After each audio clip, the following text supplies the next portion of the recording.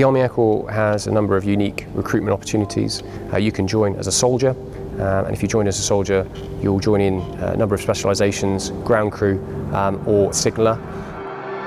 You can then progress through those trades till you're a Lance Corporal, and then if you want to, you can then specialise and go through the Army Pilots selection.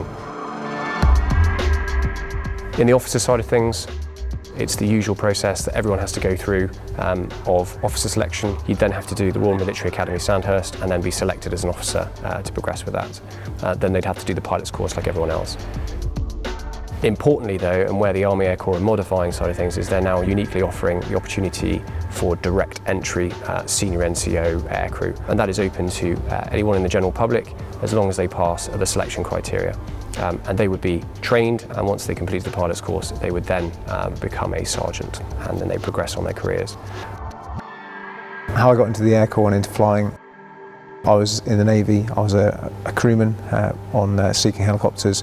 I then applied to the Army, having done the flight aptitude tests, and transferred. I went to Sandhurst, which is the Royal Military Academy, straight from high school. After commissioning, I did a brief infantry attachment in Northern Ireland. After that, I started the pilot's course.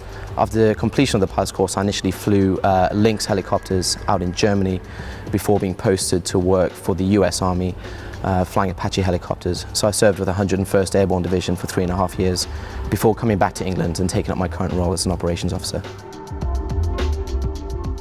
So my career path has been ever slightly different in the sense that I'm a graduate as well. At university, I'd heard about the Army Air Corps and I decided to join about 6 months afterwards. I went to Sandhurst and luckily was selected to go join the Army Air Corps, and then went straight into the Army Pilots course. At the end of that, once again luckily selected to transfer to the Apache, and I trained on that and I've been frontline for just over a year now. There are huge benefits of working in the attack helicopter force. I was very, very lucky. I was flying Apache from 21 years old on operations in Afghanistan, working with a number of unique people and units.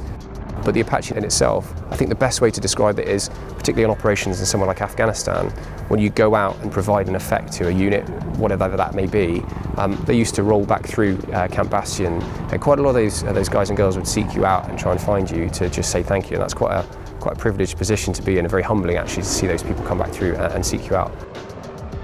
And actually we like to think that as Apache Force, we're in the forefront of defence, and we would normally deploy out the door with those quick reaction forces with a number of different units. So we're very proud of what we do and the effect that we can provide to the battlefield.